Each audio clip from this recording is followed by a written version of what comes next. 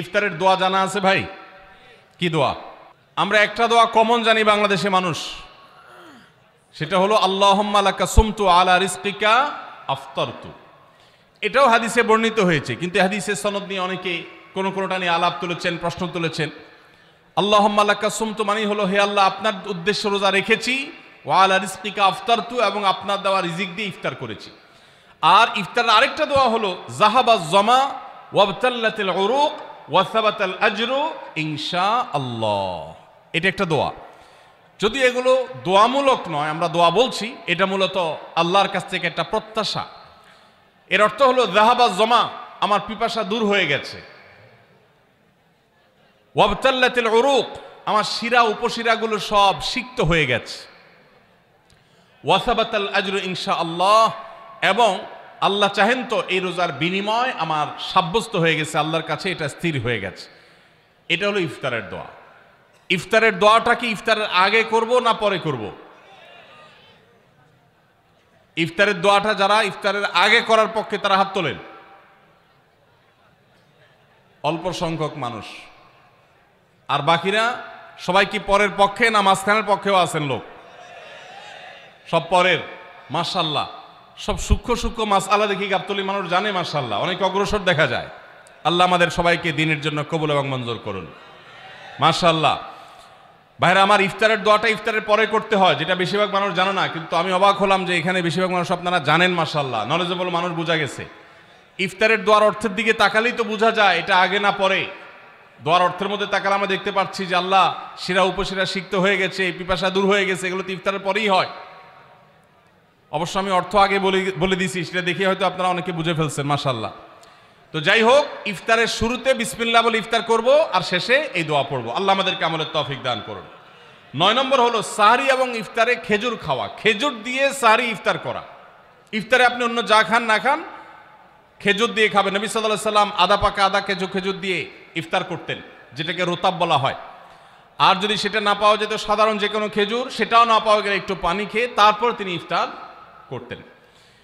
আমরা ইফতারে খেজুর খেতে হয় সুন্নাহ, এটা আমরা জানি, কিন্তু যেটা জানি না সেটা হলো সাহরিতে খেজুর খাওয়া। ভোর রাতে সাহরিতে খেজুর খাওয়া সুন্নত। এটা আগে কে কে জানতেন? হাত তোলেন। আগে জানতেন, মাশাআল্লাহ, হাত নামান। গত বছর রমজানে সাহরিতে ভাত তরকারি যাই খাইছেন না খাইছেন, একটা হলো খেজুর খাইছেন, কারা কারা হাত তোলেন? মাশাআল্লাহ, দেখি সব আমল করা মানুষ, মাশাআল্লাহ। তাহলে তার ওয়াজ টোয়াজের কোনো দরকার নাই। এত নলেজেবল মানুষ, এত আমলদার মানুষ যদি এলাকায় থাকে, তাহলে ওয়াজের দরকারটা কি? আল্লাহ আমাদের সবাইকে আমলের তৌফিক দান করুন। ভাইরা আমার, ইফতারে খেজুর খাওয়া যেমন সুন্নাত, সাহরিতেও খেজুর খাওয়া সুন্নাত, কিন্তু খেজুর খাওয়া কোনো ফরজ ওয়াজিব না। খেজুরের দাম বেশি হয়ে গেছে, আপনি কিনতে অপারগ। যদি একটা খেজুরও পুরো রমজানে না খান, আপনার রোজার কোনো অসুবিধা হবে। তবে নবী সাল্লাল্লাহু আলাইহি সাল্লাম যেহেতু ইফতার এবং সাহরিতে খেজুর খেতেন, আর খেজুরে প্রচুর পরিমাণ সুগার আছে, উপকারী, যেটা মানুষের স্বাস্থ্যের জন্য উপকারী, প্রচুর পরিমাণ এনার্জি আছে, খাদ্য শক্তি আছে, সারাদিন রোজা রেখে আমাদের যে সুগারের ঘাটতি হয় সেটা পূরণ করার জন্য সহায়ক হয়। এই জন্য সাহরি এবং ইফতারে খেজুর খাওয়া এমনিতেও উপকারী। আর নবী সাল্লাল্লাহু আলাইহি সাল্লামের সুন্নাত, তিনি বলেছেন, নি'মা সাহুরুল মুমিনি আত-তামার, ইমানদারের সাহারির আইটেমের মধ্যে সবচেয়ে বেস্ট উত্তম হলো খেজুর। এই জন্য অন্য যাই খান না খান, একটু হলো, এক পিস হলো খেজুর খাবেন, ইনশাআল্লাহ। সুন্নাত আদায় করার নিয়তে খেলে এই খেজুর সুন্নাতটা আদায় হয়ে যাবে, আল্লাহ তাআলা তা চাহেন তো। রোজা রেখেছেন কিন্তু ইফতার করেন নাই, রোজা হয়ে যাবে কিন্তু সুন্নাত আদায় হবে না। এই জন্য ইফতার করা একটা সুন্নাত। আল্লাহ তাআলা আরহামুর রাহিমিন, এমন একটা মাস রমজান মাস, সারা বছর কিন্তু আমরা নাস্তা করি। সারা বছর যেটা নাস্তা করি, রমজানে সে নাস্তাই করি। পার্থক্য হলো সারা বছর নাস্তা করি সকালে, রমজানে নাস্তা করি সন্ধ্যায়। মানুষ দীর্ঘ সময় না খেয়ে থাকার পরে যে খাবার খায় সেটাকেই ব্রেকফাস্ট বলে, সেটাকেই নাস্তা বলে। আরবিতে যে ইফতার বলা হয়, এই ইফতার শব্দের অর্থ কিন্তু নাস্তা। ইফতার শব্দের অর্থ কি? নাস্তা। সারা বছর নাস্তা খেলে কোনো সওয়াব হবে, কিন্তু রমজান মাসে আপনি যদি সারাদিন উপবাস থাকার পর সন্ধ্যায় ব্রেকফাস্ট করেন, অর্থাৎ ইফতার করেন, তাহলে আল্লাহ তাআলা আপনাকে সুন্নাত পালন করার সওয়াব দিবেন। এই জন্য ভাই, ইফতার করা একটা সুন্নাত। 7 নম্বর, ইফতার আবার তাড়াতাড়ি করা আরেকটা সুন্নাত। এটা 7 নম্বর আমল, ইফতারটা একটু তাড়াতাড়ি করা।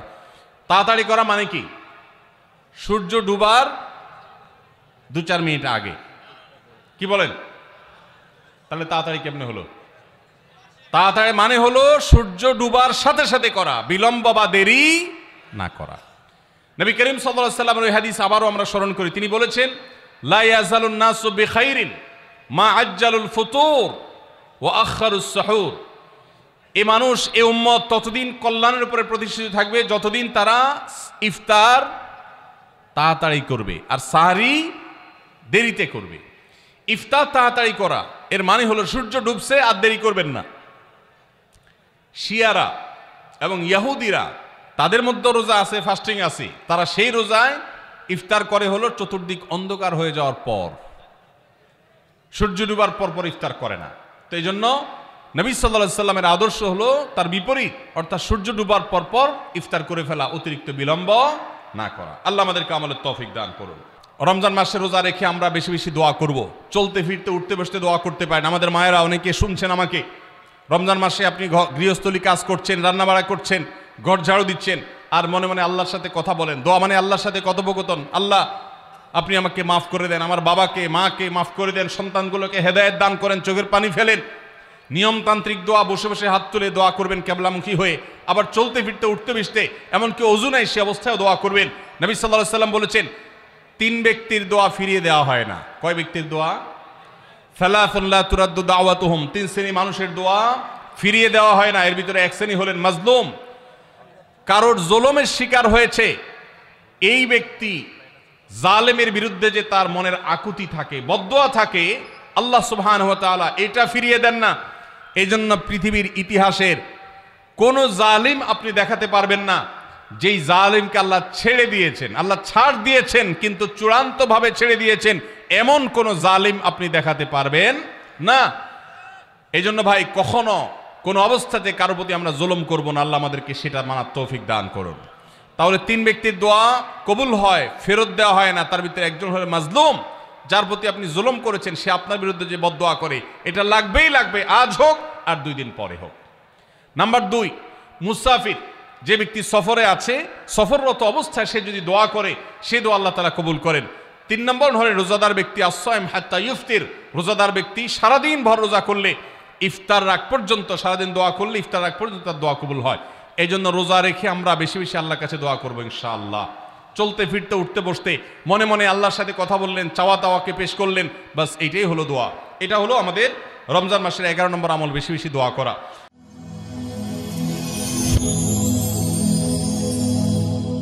Rose TV 24. Enjoy by listening to the Holy Quran.